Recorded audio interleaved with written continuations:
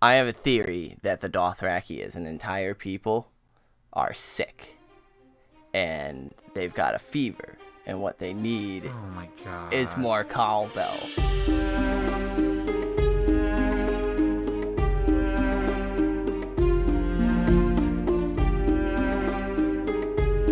Ayo! Hey everybody, and welcome to another episode of Brotherhood Without Manners, your favorite full spoiler reread podcast of George R.R. Martin's A Song of Ice and Fire series, starting with a Game of Thrones. I'm Zach. Sitting here looking, making that face is my brother Nate. You know that when you talk quietly, it makes editing this shit a bitch? Yep. You're a dick. Yep. What up? I'm Nate, and thank you for coming and listening to our podcast. Well, I guess you're not coming to listen to our podcast. You're probably going somewhere or doing something, but you get the idea. Because they're not like they're coming here while we're podcasting. They're listening to us while they do their own shit. Now you're giving me the look. Live from Southern California. But we're not live. That's the joke. That's the bit. Thanks, you got it. there. I'm there. It's been a long day. We were up late last night playing D&D. We were up late so I'm pretty tired. Not all of us were off today. Some of us did have to go to work. You fucking taking your naps and shit. So thanks for joining us. If you're new, don't you shit on my naps. I love naps. If you're new, welcome. If you've been listening and sticking with us, welcome back. If you joined us last time, we were reading Eddard 12, and in the meantime, we have received some correspondence about said episode and chapter. So in Eddard 12, he was visited by Pycelle, the old bitch, and Littlefinger, Creeper Baelish, and then he sent Cersei Lannister a letter requesting her presence in the Godswood, where he laid it out for her. You best run, bitch, because I'm going to tell on you. Yeah. And we all know how that plays out for him, but it was a fairly great chapter. Yeah, it was a lot of Ned's ignorance and a good glimpse of Cersei and the lengths she will go to, the wiles that she's capable of. And what she'll do, what she's willing to use. And so we got, of course, some correspondence from our favorite not-so-silent sisters, and they had quite a lot to say about this chapter, most of which we love and agree about. But one of the things that stuck out to me most was this passage here that says, "When I first read this book, I was hooked the minute Bran was tossed from the window. But I think it was the revelation of the royal children's parentage in this chapter that made me see how intricate and interwoven these books would be, and in that moment that there was no turning back for me. We do get a peek into the lengths Cersei will go to use her feminine wiles, if you will, during this exchange in the faux Godwood when she touches Ned's leg, above the knee. Childish giggles. Honestly, I think this right here is the moment I began to despise Cersei. However, I am not a mother, thank the gods, so I can't say what I would or would not do if it meant protecting my own children. But fuck, I love that Ned throws her own words right back in her face after she hits him. Ned isn't one to lose himself. He's methodical and calculated almost to a fault, but I think in that moment we see he really does have the ability to become real Tom Petty. It pleases me, Ned." And so then they go on to mention Lady Ashara, and so we get a tinfoil theory time. Which is a very good one, and I'm pleased to hear if this is your tinfoil, I mean, you guys are clearly much smarter than us, because this doesn't seem too crackpot to me, but they say Ashara Dane's child was taken to replace Aegon. It was her baby that was wrapped in the crimson cloak and presented to Robert alongside Rhaenys. Then one of two things could have happened. She threw herself from the tower in anguish, or was pushed. Why did Darkstar attack Myrcella? Great question.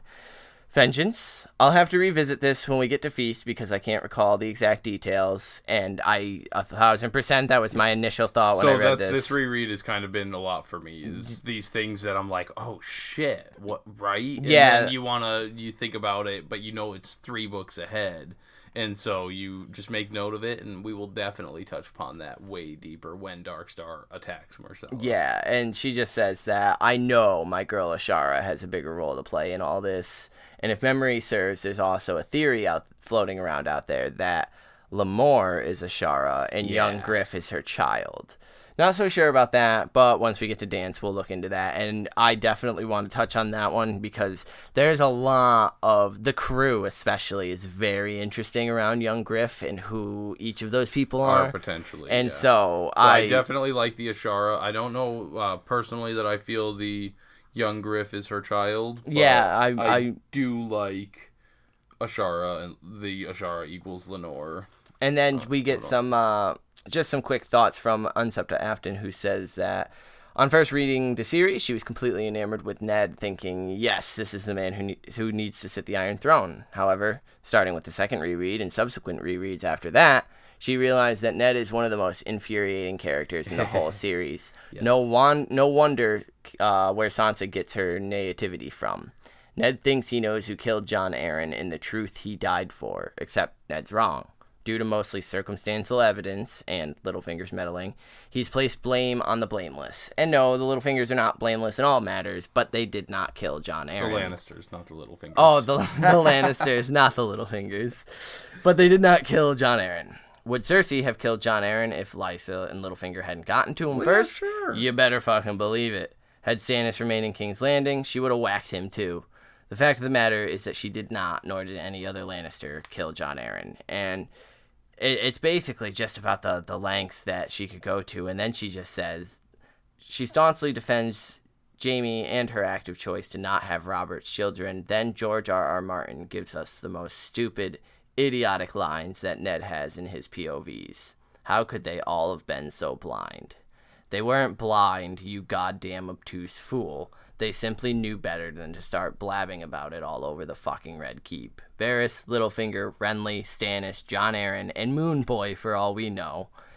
So essentially, and I 1000% agree, it's this, Ned doesn't have that tact. They all know, and exactly. no one's going to call it out because this is the royal family. So, for those chapters, Unsepta Brandy's going to induct our protagonist, Ned. That's one chapter. Yeah, my boy Ned. Ned, or rather, who we all foolishly assume to be the series protagonist. Finally, Ned sees things as they are, and at the same time, it feels like George R.R. Martin is mocking the reader, especially with this quote, how could they have all been so blind? The truth was there in front of them all the time, written on the children's faces. What a great call out to the reader regarding Jon Snow and his parentage, presumably. George R.R. Martin is essentially declaring us all fools, and it's marvelously delicious. At least, that's how I took it. And you want to read Unsepta Afton's for Ned? She's going to bring in a Grandmeister Malian with his massive yet tedious tome, The Lineages and Histories of the Great Houses of the Seven Kingdoms, with descriptions of many high lords and noble ladies and their children. Fuck, even the title is tedious to type out. However, without Grandmeister Malian, we would not have some evidence to back up the fact that the seed is strong. The seed is strong. Shout out to the guy for being so meticulous to actually spend his time doing this. Dude must have really loved the study of genealogy. Yeah, he's like the Charles Darwin. Yeah. It was a Darwin who went to the archipelagos and was on Archipelagos. Archipelagos. Yeah, with the I believe that is anyway, correct. And he did the theory of evolution. We really appreciate those inductees. They also have some inductees for our current chapter and some thoughts on our current chapter, but we will get to them toward the end, and we would like to skirt it on over to another. Yeah, another writer who emailed us, and it's not really relevant to this chapter, so I'm just going to touch on it briefly, but old-time listener Sid is rewriting Hey, what's up, and Sid? So he's a little bit behind right now. He's been busy guy, Sid. That's okay. And so he's back on the Catelyn and Tyrion chapters when the trial by combat's happening. Hell yeah. He's really enjoying some Robb Stark business, because it's not the worst of it. Not the worst of it. The worst is yet to come. It's so we're thrilled that you wrote into us. Once again, he's sending us some primo Reddit posts. I don't like this Reddit post, Sid. Yeah. I don't like this Reddit post, Sid. I'm very excited to utilize it in some future Tyrion chapters. Once again, it really correlates with him and his trajectory of being the villain. You can throw that in the show notes, right? That link? I'll put that link. We'll put that in the show notes because I would like to wait. It's a great article, and so go ahead and read it. It's about Tyrion and some darker impulses of his. Yeah. And it actually kind of has me a little shook. I'd really like to, because my mind's on Dany today, and so I'd really like to cover that article during our next Tyrion chapter. So, Sid, we really like it, and we'll put it in the show notes to give it a read, and then anybody, Sid especially, but anybody out there listening, if you want to write us your thoughts on what you think about this, and the comments as well, I recommend reading the comments because there's really some puts perspective on really some good things, back and forth. So thank you, Sid, for writing in. We really appreciate that email, and keep listening at your pace. There's no rush, buddy.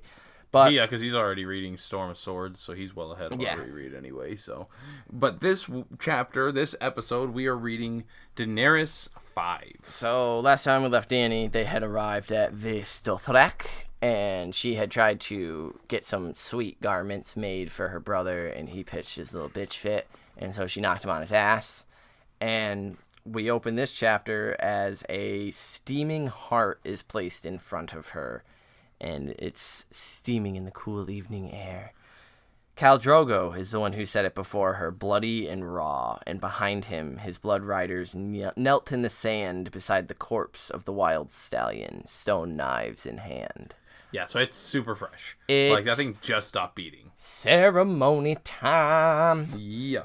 So Dany sees the crones, the old ladies of Vaistodrak watching her, and she's got to eat this heart, and she's going to do everything she can to not flinch at their stares. Yeah. And I am blood of the dragon, she thinks. She picks that goddamn heart up and takes a bite right on it. Like it's a goddamn Big Mac. Yeah. She just goes for it. And the taste is fucking gut-wrenching, like you would imagine it would be. She almost gags. Gags. This is also, for those who don't know, for hunters, people that hunt game, there's traditions out there in families where on your first deer kill or shoot, you take a bite of the heart of the animal that you kill, which is weird and gross, but just saying that it's still something that does occur in modern times. Weird shit. We come from an odd family that has some hunters in it, and I tell you what, if that ever fucking came up, I would have punched someone. They were like, oh, yeah, when we go out, you got to eat the fucking heart if we get one. You got to take a bite of the heart. I will help prepare some meat, but I'm not taking a bite. But anyway, it's she's trying not gross. to gag because it's a bad omen if she does it. Yeah, the Dothraki believed the stallion heart would make her son strong and swift and fearless, but only if the mother could eat it all. If she choked or retched it back up, the child might be born stillborn, or be born weak, deformed, or female. Fuck you. Fuck you, Dothraki. God damn, and it slipped in there at the end too. And it's just all those nasty things: the deformed, the weak, the mentally challenged, the fucking females. Jesus. And the contrast between how they feel about infant females, the youngest of the females, and the oldest. And now the crones are all Khaleesi. They are all technically queens of a Khalazar at some point, right? And it's only the Khaleesi and ex-Khaleesi that I want to be the Khaleesi. The Khaleesi. You made me lose my train of thought there. No, not good. Yeah, it's the hatred toward, and I find that odd because it gets mentioned a little later, the hatred toward the young and the unblooded and especially the female, but yeah, they almost worship and revere these old crones, and we'll learn a little later, even the Khals bow to the wisdom of the crones, but being born a female is seen as, oh, you failed this ceremony, this trial, so you could either get one that's deformed, or you could get one that's stillborn, or it could be female. Either way, you're kind of fucked. I mean, personally, I'm going for, the deformed, because what if it's just their face? They can still fight like a motherfucker, but, ugh. So we get a lot of the ignorance in the Dothraki culture there, where they don't respect women through their entire lives, So, in order to prevent herself from having a female, and making sure she provides a son to Khal Drogo, she has been training. And by training, I mean she has been eating bowls of clotted blood. Yeah. Now, to get used to the taste, but how in the fuck is that good for your child? Right. Now, that's just way too much iron that guy is going to take. Jeremy Irons? No, the babies. You get too much iron from the blood. Working in the field I do, the death-related industry. Here we go, everybody. There's been a lot of incidents of clotted and coagulated blood.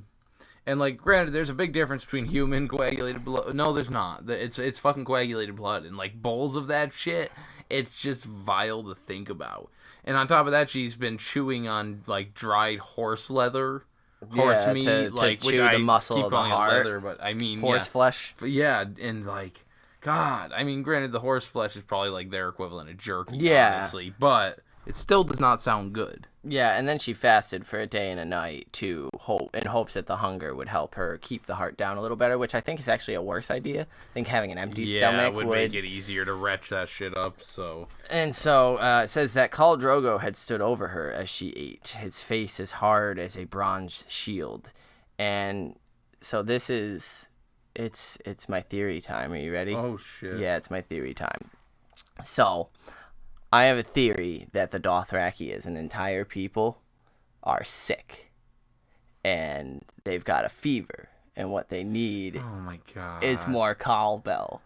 Oh my god. That's what you've been waiting all day to tell me. That's your fucking theory. I've been laughing about this all day since I took my notes. So I have the passage. Oops, I bumped the mic. But I have the passage prepared so that everyone understands what I mean. It says, Khal Drogo stood over her as she ate, his face as hard as a bronze shield.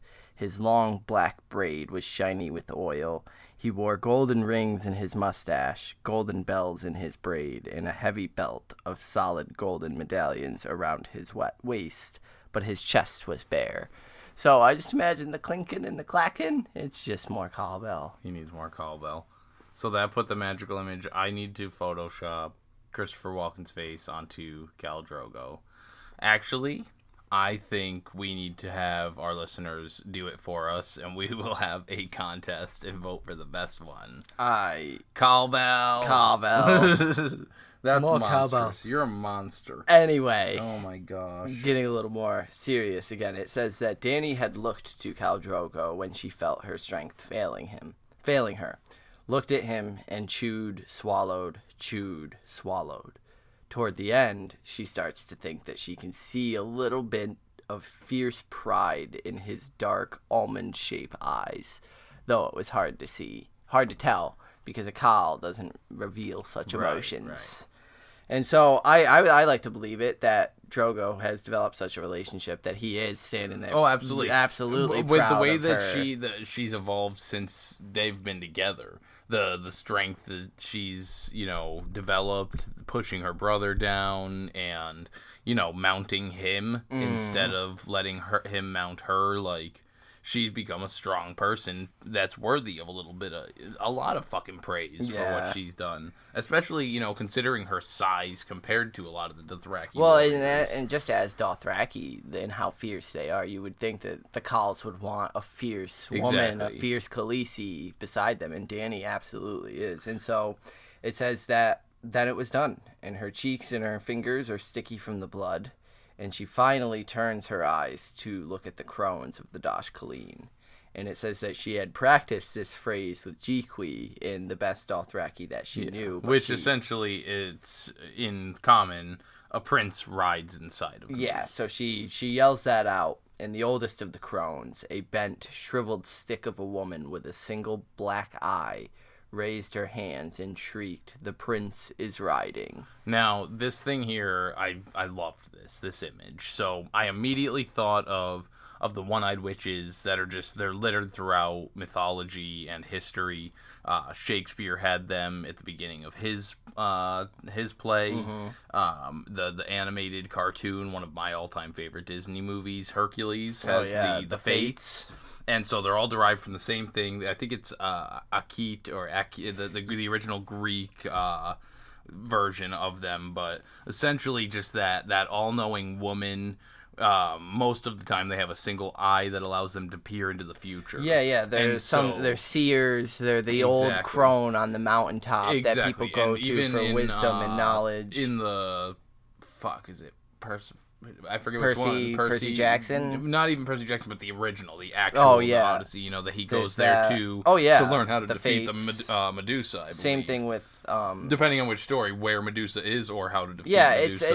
It's a very common trope. I really liked that it's the one-eyed crone, the oldest of them, and so it just gives that image of that all-seeing. Isn't it? It is in Hercules, right, where one of the crones, her eye is popping out. Oh, they take it out and they share it between the three of them. Oh, that's it, the one eye. And they're fucking hilarious, and bitches. it's this, again, the Dothraki are, she's sort of the wisest, the oldest. She is the oldest, so she's there for the wisest. And the one eye thing is interesting. Did she lose her other eye? It doesn't really say what her other eye socket I mean, looks I would like. imagine being this ancient Khaleesi, ex-Khaleesi, she probably lost it in a battle. She was probably a fierce woman in her day as well, and so the others pick up the chant. He is riding, and then they start chanting it in Dothraki, Raka, Raka, a boy, a boy. Yeah, and so as the chanting dies down, the ancient single-eyed crone, she closes that one eye,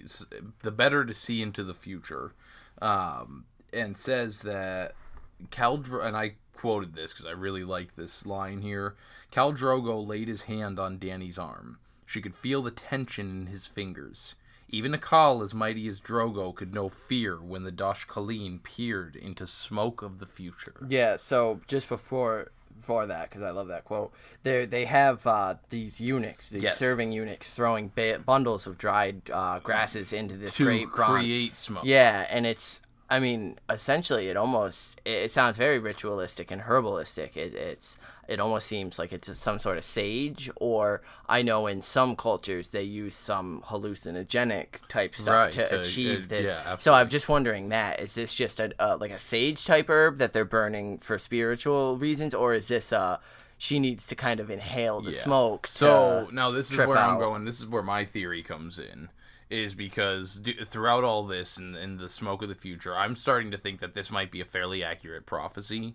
However, I think that it actually is relating to Dany herself, not Rhaego. And that's the main thing, is because, we'll see a lot of the smoke of the future. She's going to be reborn in her pyre here at the end of the book. Yeah. And there's a lot of smoke and fire, especially, and there's that Targaryen tie as well. Especially, which is crazy, that she's out here at Vaes Dothrak and getting these Targaryen fire and smoke and blood. So, I also thought it was interesting, because when the woman closes her eye, Dany is focused on her, but the Dothraki are all focused on Dany. Right. And it says that the Dothraki were staring at her with eyes of night, waiting. And so I love the image of these Dothraki having these really dark eyes that are because it mentioned almost that his, alien. Drogo's eyes were mentioned as being the almond black shape, as well. Mm-hmm. which if you follow us on Twitter, shout out Pendragon. There's a character, one of my favorite characters in Pendragon, Spader, and he was described as having almond-shaped eyes. So I immediately tend to like characters when they're described with that, and it's been something I've carried with me since I was 12. So Drogo especially. And the Not So Silent Sisters touch on it too, just how much they actually really do enjoy the romance of Dany and Drogo, and I do as well. I really enjoy Drogo as a character. I think he shows that there's a lot more to the Dothraki than just these savage barbarians in his relationship. And I like that Dany was capable of seeing that. And so, in the silence, and while the Dothraki are staring at her, Dany can hear the distant call of night birds, the hiss and crackle of the torches.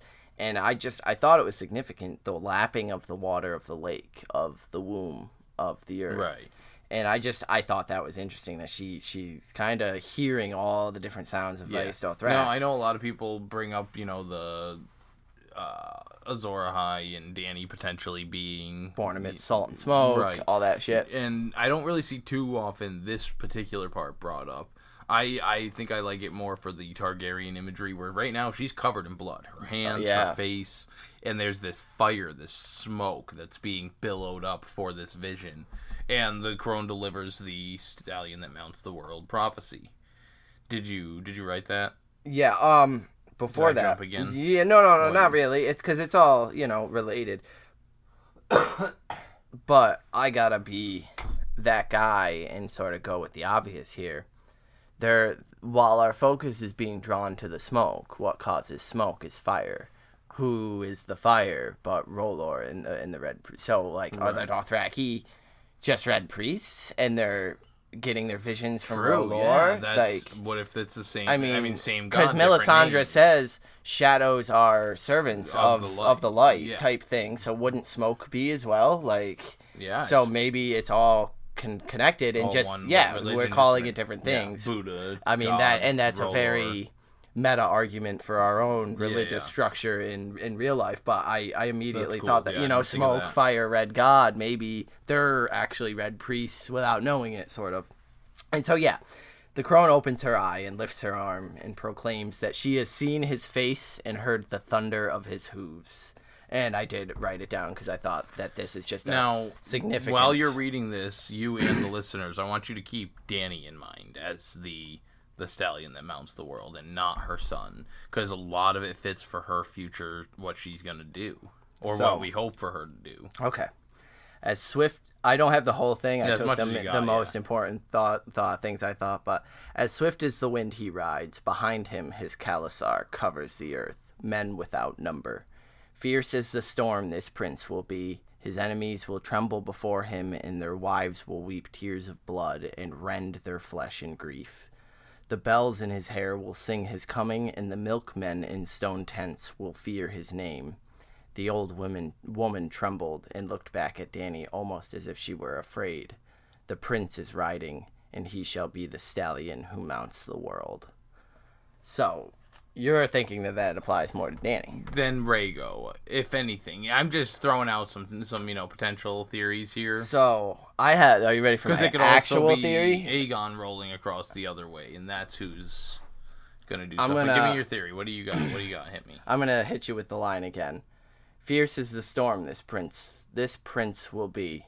His enemies will tremble before him, and their wives will weep tears of blood and rend their flesh in grief. Oh my God. Who do we know that weeps tears of blood and rends their flesh in grief? Who do we know of a prince whose enemy literally trembles on his knees before him, whose wife then... Is this about Joffrey? Yo. It's this... I mean, he's not swift. He doesn't unite the Khalasars, but... Ned Stark is put on his knees. Sansa is trembling before him. The Starks, his enemies. He gets their wives to weep tears of blood and rend the flood. Like, I just immediately was like, the Red Wedding stood out to me. Joffrey, it's not prophesizing anything like she thinks. It seems all a mess to me. Yeah. And just a couple chapters ago, we had Viserys saying that they were heading here to hear this prophecy. To hear some mummers, they knew they were coming here for some prophecy. Well, because wasn't it Jorah who said it was a mummer's prophecy? Well, it was Viserys. It was Viserys. Yeah. So I'm guessing that basically it's just the ceremony, and what the crones see could be different. They don't know really. But, so I guess the shock of it is like that this is the prophecy that comes out of it. Right, and so for it to be, they're applying it to, and it makes more sense, I think, for you, like you said, that they're worshiping this red god, but they're just misinterpreting. And this absolutely could be foreshadowing of the Red Wedding and, Sansa. I mean, it says that, like, the bells in his hair will sing his coming. Maybe those are the bells of the city type thing. And the Battle of Blackwater. Yeah, the milkmen in the stone tents will fear his name. Obviously, that's meant to be the white knights, light-skinned knights of Westeros in their castles. Mm-hmm. So, like, Westeros is torn asunder by this stupid little prince. Right. I don't know why the fuck this would be about Joffrey. Well, that's it. It's just because that's the message the Red Gods are sending out, and they just happen to think it does apply to them, when really it's just subtle foreshadowing. Anyway. I mean, it could mean nothing at all. Yeah, that's it. It could just be, here's some prophecy to make you spin your wheels about. That's how prophecies work. And so that's my stab at it. But it says the others start crying out as well. The stallion who mounts the earth, and they keep just and the chanting. crone asks Dany what she will call this child, and Dany proclaims he will be called Rhaego, which I've only said 14 times, so, full spoilers. Surprise. The Dothraki start roaring and chant his name, Rhaego, Rhaego. And as the name is still ringing and the chanting is dying out, but, she hears it, Khal Drogo leads her out of the pit, and Blood Riders falling behind them, and then a procession follows them. So this is technically where we learn that the Yeah, because the crones are leading they're leading the procession, and we learned that each of them had once been a Khaleesi. When their Khal died, over that enough, they were sent here to. Well, we learned that they sort of have reign over, and we this. Get some of Daenerys' feelings. And then on it. that even the mightiest Khal bowed before their wisdom. Dany is filled with dread at the thought of one day being sent to join them, whether she wills it or not. And I think it's more of the whether she wills it or not. There's no choice in it type thing. And so it says that behind the crones come the other Khals and their wives and their servants and their slaves. So it's just a big procession as they head to the lake known as the womb of the world. They pass the stolen statues, gods, and heroes of the other nations, essentially. And I just thought it was interesting. They were described as brooding in the darkness, just with the creepy ones from Ashai that we got, that we were super, it was just an image. So we learned from Jiqui that 1,000 years ago, it was said that the first man emerged from the womb of the world, riding on the back of the first horse. And so the procession basically makes it to the whole. Did I skip stuff? You're flipping through. I don't know. I just have as next that it's as they're riding, Drogo turns to Dany and asks her what Rhaego means. Oh right, I kind of just rolled over that and just didn't think. Yeah, he asks her what the name means in the best common that he knows, and we learn that she had been teaching him some common tongue, and she says that my brother Rhaegar was a fierce warrior. And he had died before I was born, but Ser Jorah says he was the last of the dragons. And Drogo looks at her, and she thinks that she manages to see a smile under his big bushy mustache, and he says it is a good name. And then I loved the nomenclature, the way he grammatically broke this out. He calls her Dan Aries. Yes, I really Moon of my life, because he's Aries. Phonetically breaking down the English of it. And so I really thought that's funny. Like, hey, what up, Dan Aries? Like, it's some very common Joe name in Westeros. Dan Aries.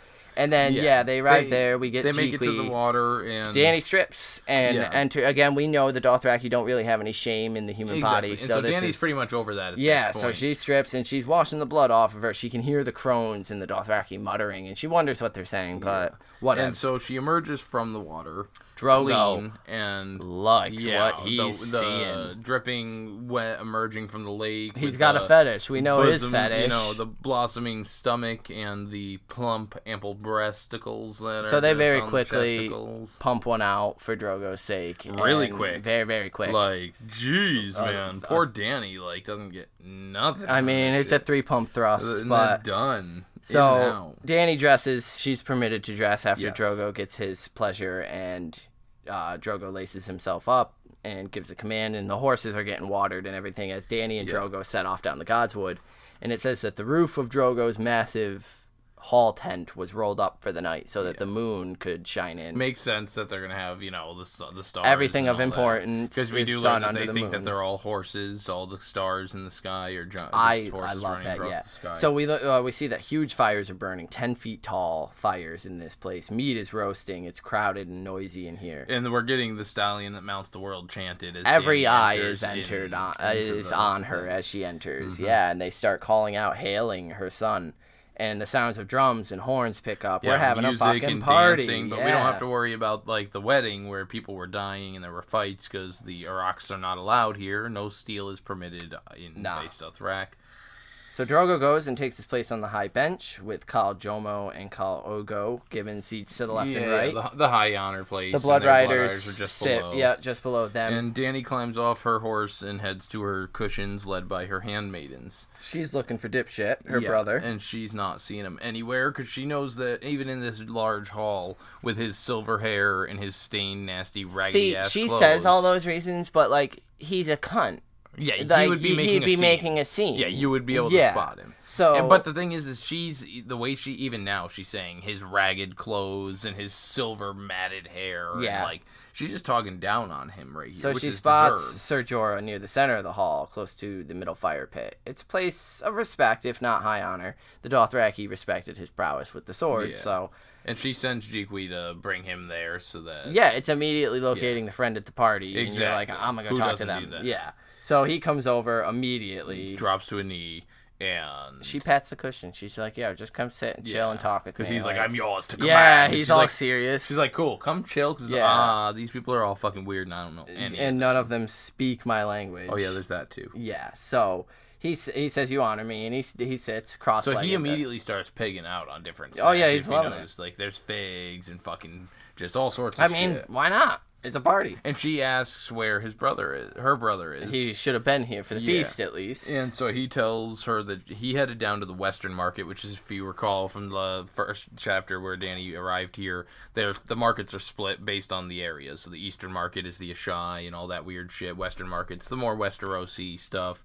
And then I think it's like the Southern Market, you get the Bravosi and all that kind of shit as well. And so he went to the Western Market to buy some wine. And Dany's kind of confused, but then thinks on it and realizes that he's been drunk a lot lately. He's spent a lot of time at the bazaar drinking. He really doesn't, because he doesn't like the fermented horse milk that gets people drunk if you're Dothraki. Yeah. Get over yourself, man. Enjoy the culture. Yeah. Fuck. He's been going and drinking with traders that come in from the east and west, and Jorah confirms it. Wine, he says. And he mentions that Viserys had mentioned recruiting the caravan guard for his army, and Dany asks, is that wise? He has no gold to pay them. He shouldn't really be making offers he can't. Yeah, and Jorah says, he should be fine as long as he doesn't steal anything. Well, Dany gets a little prickly. She says, you should have gone with him to protect him. And he's like, I imagine he says it through like a mouthful of food. Where he's like, we're in Feast Dothraki. Right. What could happen? There's no way. And she mentions to him that one of the Blood Riders had told her about a man who had stolen and then was strangled to death with a silk scarf. Yeah, so no blood was shed. And no gods were angered, which is our clue that this is a death foreshadowing. Is okay here as long as no blood is spilled. And so he says, let's hope your brother doesn't attempt to steal anything. And he leans closer over the table and he tells her, he planned to take your dragon's eggs until I warned him that I'd cut his hands off if he even so much as touched them. And she was blown away by this. She was like, he was going to steal what? My eggs? Why? What? Like, just shocked by it. And he tells her that dragon eggs are rarer than diamonds or rubies. Those traders he drinks with would sell their own manhood for just one. Yeah. With all three, he could buy as many sellswords as he wanted. And she goes into that passive Dany again, where it's like, oh, is that all he wanted? Well, he's my true king, so he can have them. Like, I didn't know that he wanted them. Yeah, he should have just asked. He is my brother and my true king. And Jorah agrees. He is your brother. And she says, you do not understand, sir. My mother, my father, my brother were all killed before I was even born. I wouldn't even know their names if not for Viserys. If he hadn't told me, he was the only one left. The only one. He is all I have. And Jorah immediately replies with once, but no longer, Khaleesi. Which is 100% true. She has all these Khaleesi. Yeah. Like, they all are, their ancient wise crone just said that the baby in your stomach's going to unite their people. That's what he says too. You belong to the Dothraki now. In your womb, you carry the stallion who mounts the world. And she touches her belly and kind of holds it for a minute, and then she asks him, what does it mean? They were all screaming that at me, but I really don't understand what the fuck they're saying, and he kind of lays it out here. Do you got it? With the Khal of Khals and stuff? Just that he will unite all the tribes as one Khaleesi and ride to the end of the earth. All of the people would be his herd. I skipped some of the beginning just because that was essentially what I had. And I like Dany's reaction because she just goes, oh, I named him Rhaego. Yeah, again, similarly, this is part of why I was thinking it was Dany's prophecy, because of the uniting the people. Mm-hmm. Like, she really feels like she's going to be the one to do that. But the other thing is, I feel like that's part of, like, hearing this prophecy may be what leads her to, I know a lot of people were pissed about it in the show with her burning King's Landing, but I feel like this could be the thing that sparks her hearing this, regardless of whether it applies to anything, is true or false. Her believing that her son was supposed to unite these people. So when she gets taken back to Vaes Dothrak in, Dance or whatever it is. At the end of Dance, probably, and wins. Yeah, and so when she's going to take that place, she's going to probably torch it and unite the people that are willing to follow her there, and she's going to take them, and that's going to start building that ideology where she can get away with burning and uniting these people by destroying them or conquering them. See, I like the idea that it doesn't apply to her son, it applies to maybe her, but I could see this applying to Jon Snow. I agree. Uniting people is kind of his shtick. Like, that's sort of his thing. Well, so she mentions, like you said, naming him Rhaego, and Jorah says, a name to make the usurper's blood run cold. Which, again, that gave me pause, too, because it's like, this hatred for the usurper, he's going to die next chapter for Ned. Yeah. And, like, and I'm pretty sure that's the next chapter. And so, it's such a hatred a thing for Dany, but like it gets resolved in such a and that's not even a thing, an obstacle for her to overcome. There's a lot worse stuff than like, Robert. It's just it's so interesting that there's so much hatred where even Jorah has this hatred for Ned Stark and the usurper because of his association with these Targaryens now, and it's so right then suddenly Doria's like, oh shit, grabbing Dany's arm and saying, "My lady, your brother, girl, your brother's drunk. Go get him. He's starting a fight." And she looks, and there he is striding toward her, and from the lurch in his step, Dany can immediately tell that he found his wine and what passed for courage. I like that. What passed for courage. This is from Dany's perspective. She's going, oh God. He's got that drunken false bravado. Yeah, he went and drank and now thinks he's hot shit. And so he looks like fucking trash, yo. Yeah, because he refused to dress in the way that you should in this the fine silks. And so he's all stained up. His hair is gross and dirty, and he stinks. And a long sword swings from his belt in a rusty scabbard. And so as he's walking around, the Dothraki are I immediately thought of, and it was weird, but in the show, in like season 5, when Dany's in Marine and she's dealing with the Sons of the Harpy, and she beheads the guy, and they all start to hiss. That's kind of what I pictured. Like as soon as they see it, they're like, because they do. It does say that they're like shrieking and kind of like throwing curses at him. Well, yeah, because I mean that's not okay. No man is permitted to wield a blade. That's the rule. So the music dies away. It says curses and threats were rising around her like a tide. And so Dany tells Jorah, go get him. Bring him to me now. Tell him he can have the eggs. With a sense of dread closing around her heart. And so Jorah stands immediately to do so, and he asks, where's my sister? And he was claiming that he was there. I'm here for the feast. Yeah, and then he gets... Where is she? How dare these people begin eating before their king? Yeah. And he's just fucking cunting it up, man, hard. Just being a son of a bitch about the whole ordeal. He again asks, where is she? That whore can't hide from the dragon. God, I hate him. He stops by the fire pit, and he's just kind of peering around at the Dothraki. And Jorah went to him, whispered something in his ear, and took him by the arm. But Viserys wrenched free. Keep your hands off of me. No one touches the dragon without leave. And Dany is kind of tripping out, and she anxiously looks up at Drogo, who's making a joke. Yeah, he leans forward, and he's whispering something to these two Khals, one of which smiles, the other which just starts coughing. Drogo is the best at fucking throwing shade. So, oh man, so Viserys hears the laughing. Yeah. And he turns up and looks at Drogo and starts, you stupid son of a bitch. Well, he says, Khal Drogo, and Dany says, not unpolitely. And he says, I'm here for the feast. And he begins making his way away from Jorah to the high table. As if he's going to sit and join them there. So Drogo rises and spits out a slew of Dothraki so quick Dany can't catch it. And Jorah translate it, saying, Drogo says your place is not the high bench, but there. And it's where he's pointing in the corner. The back wall corner, which is covered in shadow, so better men would not have to look upon those who sat there. And sitting there currently are the lowest of the low. The raw, unblooded boys, old, blind men, and the dim-witted and the maimed. So, pretty much anything short of female, according to the Dothraki, everything besides female. Yeah, and so this is the biggest insult. You're being put again. You're being mocked. Drogo just gets into relentless beast mode.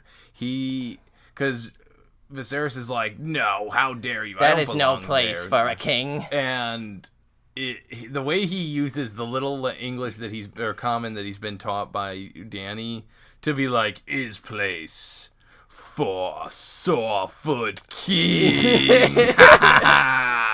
And the whole hall just dies. Well, he claps and says, a cart! Bring a cart for Sorefoot King! And yeah, everyone starts laughing. And it's just, I mean, he's basically saying, is place for little bitch. Like, Drogo just throws so much shade. So 5,000 Dothraki in this hall begin to laugh and shout. And I'm assuming, pounding the tables. Yeah, just going crazy. And Jorah is screaming in Viserys' ear. And but Viserys is yelling back. Dany can't hear it. They begin grappling. And next thing we know, puts him on his ass. Just fucking chucks him to the ground.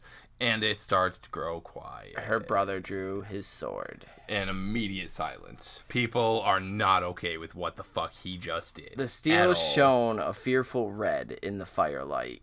Keep away from me, Viserys hissed, and Jorah backs off a step, and Viserys gets to his feet unsteadily. And she says that this is the sword that Illyrio gave him. Well, he's waving it over his head. To make him seem more kingly. Yeah. And in no way, even Joffrey never took his sword and waved it above his fucking head like a helicopter. Raise up. Well, I think he does cut the book. True, that's right. I forgot about that. And so it says that the Dothraki are just shrieking at him from all sides. Dany is terrified. She gives out a wordless just cry of terror because she knows what it means to draw steel here, even if he does not. And so her cry that she gives draws his eyes to her, and he sees her for the first time. There you are, Daenerys! And he smiles and begins stalking towards her, cutting the air in front of him like he's cutting down people. Roderick no one is stopping would be him. Pissed. And she says, the blade, Viserys, please, you must not. Please, it is forbidden. Yeah, man, she starts begging. Come share my cushions. Would you like the eggs? You can have them. Just put down your steel and come join me. And Jorah says, and I think this is intentional. I think Jorah wanted to push him further and just be done with it. Yeah. Because he tells him, do as she tells you, fool, before you get us all killed. Like, he knows calling him a fool is gonna... Yeah. And unless Jorah and Dany do anything, there's no reason the Khal or the Dothraki are gonna hurt them. Just because fucking Viserys is doing stupid shit. And Viserys laughs. He says, they can't kill. They can't shed blood in their sacred city. But I can. And fucking twirling his pointy mustache. He's having like a emo club. And so at this point, Malfoy. Yeah, he puts the tip of the sword between her breasts and draws it down and rests it on her belly. And he says, essentially, I want the crown he promised me. He bought you, but he never paid for you. Tell him I want what I bargained for, or I'm taking you back. You and the eggs both. He can keep his bloody fowl. I'll cut the bastard out and leave it for him. So yeah, when he's saying foul, he's talking about her baby, about Rhaego. And she looks up at him and sees that he's both laughing and weeping while saying this. And she says, this man who had once been her brother. And so this is it. Like a switch. She just she turned it off. Completely. Oh, who is this guy? And he's threatening her child. Exactly. He's threatening the one thing that is truly hers. Unless you have until you're a mother. Until you are a mother. Are you a mother? Until you are a parent. Oh, okay. Of a child, of which I have two. You would not. No, yeah. So she goes into protective mother mode. Yeah. And disassociates. Who is this person who would dare harm my child? My brother would never do that. This man who used to be my brother. So the part that made me inappropriately bark out in laughter in an intense scene, Dany hears Jiqui sobbing, and basically Jiqui's like, "Yo, I don't want to have to say that bullshit to Khal Drogo because he's gonna fucking beat me. He's gonna lynch me. I am not telling Khal Drogo that he's gonna cut out his baby from his Khaleesi." And Dany says, "Don't be afraid," and puts her arm. Dany says, "Don't be afraid," while she has a sword point pricking at her navel. Yeah. She is telling this girl. She like, knows the strength of that. That's it. And so what I think she is comforting this other woman. On top of the fact that she's just disassociated with her brother entirely, she's realizing what Jorah had just told her. The futility. You're a Dothraki. Yeah. He will not get away with, like, you will not lose that baby. He is not capable of moving the quarter of an inch in with that blade before Khal Drogo will rip your fucking head off and shit down your throat. I mean, he could. I mean, technically. Yeah, no, it's still, I think it's and just so, like, the strength of her yeah. to stand there and be like, I'm okay. I'm going to be okay. Who the fuck are you? And she decides that Jiqui, I will tell him. Yeah, she's going to tell him. And she does so in the best of her broken Dothraki, but she knows immediately that he understands. And he says something back to her. And then we get the quote that says, the son of her life stepped down from the high bench. And I really just enjoyed like the that. Son of, especially since we just heard him in common call her his moon, the moon of his life. Yeah. And so the son of her life stepped down off the high bench. And then what did he say? Flinching. Yeah. He's now cowering. Like, he stood up and, you know, Viserys is ready to run. He's terrified. And Dany had the grown man cold. who used to be her brother had asked. Yeah. And it's silent. It's silent, but for the bells in Drogo's hair, his blood riders followed him. More Khal-Bells. Like 3 copper shadows. Dany had gone cold all over. Yeah, she knows that this is not... This is the end. I mean, I have to believe Drogo kind of told her, like, he's dead. Like, he wants a fucking crown. Yeah, well, because he spouted out those short sentences, and I think he did essentially say this to her. Yeah. He wants his fucking crown? All right, I'm going to give him a fucking crown, and it's the end. So Dany answers her brother. He says, you shall have a splendid golden crown that men shall tremble to behold. Viserys smiled and lowered his sword. This is, I quoted this whole thing here, with what you said. That was the saddest thing. The thing that tore at her afterward is the fact that he thinks that he's still, like, and it's not the fact that he's not getting his crown.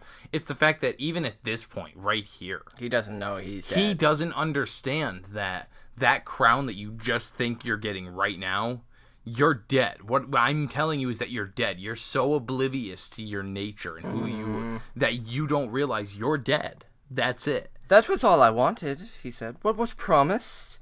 And so when Drogo reaches her, she slides an arm around his waist. I feel like this is the most calm movement. Just oh, you're here. This is such a fucking power play. And like, that's it. Like, this is just like the power couple coming together. Like, did you just threaten our fucking child? Like, you just put a sword point to our child? Like, and then... As soon as Dany puts that arm around, Drogo says a word, and the Blood Riders leap forward. The Blood Riders seized the man who had been her brother by the arms. Hago shattered his wrist with a twist of his massive hands, and Kaholo pulled the sword from his limp fingers. Even now, Viserys did not understand. You cannot touch me. I am the dragon. I am the dragon, and I will be crowned. This fool. Yeah, and Drogo takes off his belt. Now, I think this might be the belt that we had seen back that he had refused. I don't think it is the one that she had. Either. Because I don't think it's nearly nice enough for Khal Drogo. And the cook slaves immediately pull off a pot of stew, empty it, throw it back on. Makes me want stew. And he tosses this belt into the large pot. Yeah, and as the medallions begin melting, he's just watching it with a blank face. The fire's glinting in his black eyes. He's emotionless. And so we get those black almond eyes again here with the fire flickering in them. And so I really like that image of like the Targaryen fire is like... I just think it's interesting that, like, to me, this is more scary Drogo. Like, you just threatened his kid. Like, this is determined. Well, I'm not going to rage. This is, I feel like, what we would get if Rhaego got to grow to a full... warlord Dothraki, like Targaryen Khal Drogo. Yeah. Like, this is a brutal, like, Viserys and so Viserys up. Immediately begins to scream, the high, wordless scream of the coward, facing death. Yep, a slave hands Drogo some thick horsehair oven mitts, which he dons without emotion. Viserys is kicking and screaming and whimpering and crying, but held tight by the two Dothraki. Yeah. Jorah returns to Dany's side and says, "Turn away, princess, I beg you." And I like this. No, she folded her arms across the swell of her belly. That's why she wants to watch him die for this. You fucking... Yeah. How dare you're gonna cut out my belly. I am not pleased, Ned. I'm so not pleased, Ned. So Viserys looks at her, finally. Yeah. "Sister, please. Dany, tell them. Make them. Sweet sister." And Drogo... The gold melts, and Drogo snatches the pot. He was given some gloves that he put on, and then he snatches the pot. "Crown!" he roared. "Here. Go. A crown for Cot King!" And he dumps that shit all over him. Over the man who had been her brother. And a shriek like nothing human comes from the iron helmet that surrounds Viserys Targaryen's head. Thick globs of molten gold drip to his chest, setting his silks to smolder. Yet no blood was spilled. He was no dragon, Dany thinks to herself, curiously calm. Fire cannot kill a dragon.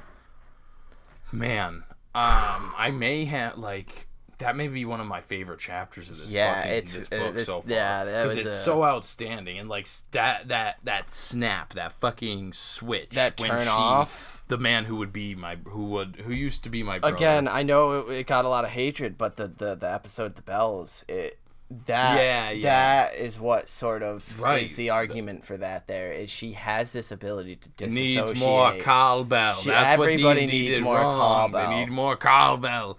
So do you have an inductee for this? It was hard as fuck, but I'm giving it to Khal Drogo. Damn it. Because I really enjoy his gentleness that comes out, the fierceness in you can tell his love for Dany. It's this interesting, and I'm not the type of guy that's interested in romance. I'm reading the current novel that I'm reading in my own personal time is a D&D novel, and I hate the romance in it. It bores me. I don't think romance is good unless it's done really, really well. This is done really, really well. Dany, this young girl who was fearful. That Stockholm syndrome. It is, but in this world, it's more tolerated. I suppose we have to look at it through that lens. It's it definitely is. Where Dany, it's not right or appropriate, but in this world, it is. And Dany is fighting for her station and earning that respect bit by bit. And so I think that's what's so intriguing is that Drogo isn't so narrow-minded as to say, no, she's a woman. She has her place, which is on my bed, on all fours. He's saying, no, my wife is strong. Like, she'll fuck you up. She mounts me. Like, so, you want to fuck with her? Fuck with her. Like, what you thinking? And so I think it's just interesting to watch that, and then knowing that we lose Drogo really soon, which sucks. Cool. Is tragic and awful. So I was gonna take Drogo, but mainly because of the shade he throws and the shit he talked on Viserion. The shade he throws. But I'll go with instead Jiqui. For just, first of all, she's a handmaiding. She's a slave. And she refused an order because fuck that shit. I'm not telling Drogo that he's going to cut your baby out because I'm the one that's going to get strung she started crying about it. She was nah, yo, please don't make me do this. And so for having the balls as a slave to ignore a direct order and be like, I'm sorry, but I can't. Hell yeah. Good job, Jiqui. You can come hang out and I will cook her meal in the Brotherhood Without Manners. So we have some other inductees from the wonderfully wonderful Not So Silent Sisters who before we get into the inductees, they just have a couple quick short thoughts on this chapter. They said, did anyone else gag reading this chapter? Ripping teeth into muscular hearts, drinking sour smelling clotted milk. Fucking gross. No, it didn't bother me really. I was stopped and was like, well, that's fucking gross. I have a steel stomach. Especially with the fermented milk. That was with clots in it. That's fucking disgusting. If it gets you drunk, man, fucking no, I have no desire to ever be that that's drunk. Terrible. No, thank you. And she says that, however, it was incredibly well done in the show. The acting, of course, was nothing short of stunning. But But seriously, worrying about having a child that is weak, deformed, or female? Fuck off, Dothraki. Truth. Of all the love stories in the series, though, I must say Dany and Drogo's is my absolute favorite. No competition. The tears will flow in the upcoming Dany chapters. Yeah. For the first time, we see Dany disassociate. This man, who had once been her brother, her ability to look upon Viserys and feel nothing shows what she's capable of. In this moment, I can absolutely see her burning cities to the ground with no remorse. Yeah. And so I'll let you read Uncepted Brandy's because you really touched on this. You were a fan of. Is it the inductee? It's that one right there. Yeah, because I mean, a lot of the stuff that they brought up aligns with us. We're reading the same chapters. So what are you gonna do? But for this chapter, Unsepta Brandy will be inducting the all-knowing crones of the Dosh Khaleen. I was really excited when I saw this because of the extensive background work I did on the crones. So, because no sisterhood would be complete without these wizened old women to guide us. I never made the connection of you guys with the crones, though, so that was cool. Valid. I liked that. Maybe it's all the research on gender roles I've been engaging in over the summer, but I find it quite interesting how throughout most societies, over time, older women have been shockingly admired. The Dothraki may abuse younger women and pray for baby boys, but they sure as shit praise the words of the crones. Even today, older women's, especially mothers, are for the most part universally honored. I guess having lived so long in a world that is arguably quite dangerous for women garners a certain amount of respect. I do also love the parallels between the crones and the fates from Greek mythology. I think it is. They're thrown throughout all the different ones. So Greek, I believe, is the one of the first, one of the original, all the way down to the oldest crone with only one eye. Animated Hercules movie, anyone? Fuck yeah. Underneath their painted leather vests, their weathered dugs swayed back and forth. Yeah, I'm cackling at that. 0 to hero. And so you go ahead and take Unsepta Afton. But yes, I do agree. I really like that. And I agree. I think that's a cool point that in a harsh world for the women, they're so revered because they've managed to survive that kind of stuff. I mean, even in our history, we I was gonna say Mother Tira. It'd be kind of nice if they were, if today's society gave a little more towards that. Oh, women that are older and they deserve respect in general. The women that are contributing to stuff and it's because. And it's my issue is that there's, badass bitches who have accomplished shit that got no recognition forever. Yeah. So it's just, recognize those who are fucking doing dope shit. Yeah. And so for this chapter, Unsepta Brandy will be inducting that's the one you just read. Damn it. For this chapter's inductee, Unsepta Afton will be suspending her anger at Jorah Mormont and welcoming him into the sisterhood. I understand. This is a good one for you to read out, actually. Though he is betraying Viserys and Dany, you can clearly see the albeit creepy love that Jorah is starting to feel for Dany.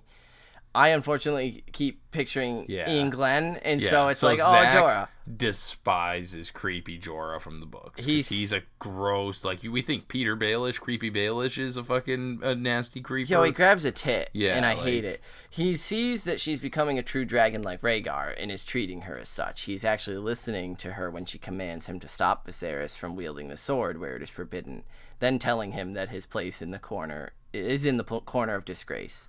I'm ready for him to see Dany again in Winds of Winter, or if we're unlucky, Dream of Spring. Until next time, all men must die, but we are not men. Thank you so much, as always. Thank you guys. For yeah, definitely. We always look forward to your emails. You always have great points to make, and those are two great inductees. Jorah, I hate in the book. I hate him. Yeah, he's just a creepy. I hate him when he's with Tyrion, and but I actually.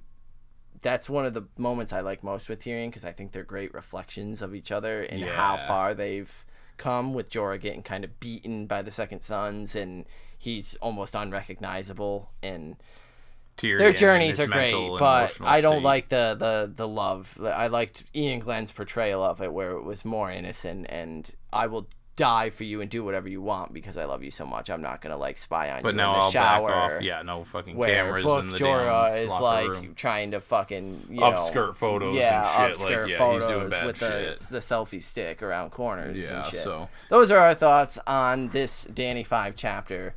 We hope you enjoyed it. If you have thoughts, obviously we want you to write into us. You can do that at our Gmail, which is withoutmannersbrotherhood@gmail.com. Or on Facebook, facebook.com/Brotherhood Podcast.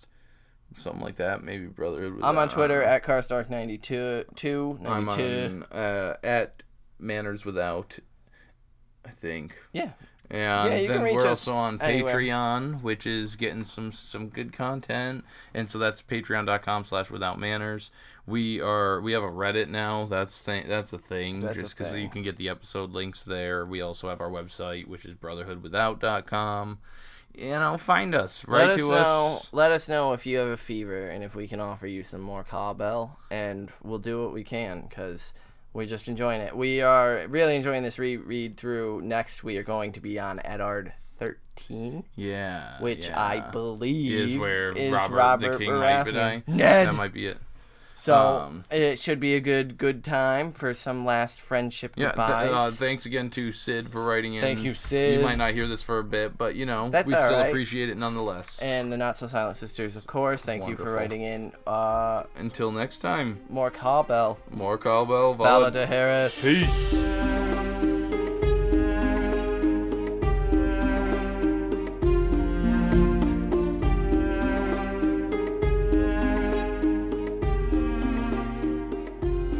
What's up, everybody? It's Nate here from Brotherhood Without Manners. I'm just going to sneak in and tell you really quick about this sweet app called Podcoin. If you listen to podcasts at all, especially Brotherhood Without Manners, all you have to do is download this app, download our podcast, put in the code Brotherhood, and you will get 300 coins. And you can spend those coins on all sorts of cool stuff. Gift cards, donating to charity, whatever. So give it a try. Let us know if you like it. We really enjoy using it for our podcast listening. You can get free stuff, so why not take advantage of something you already do?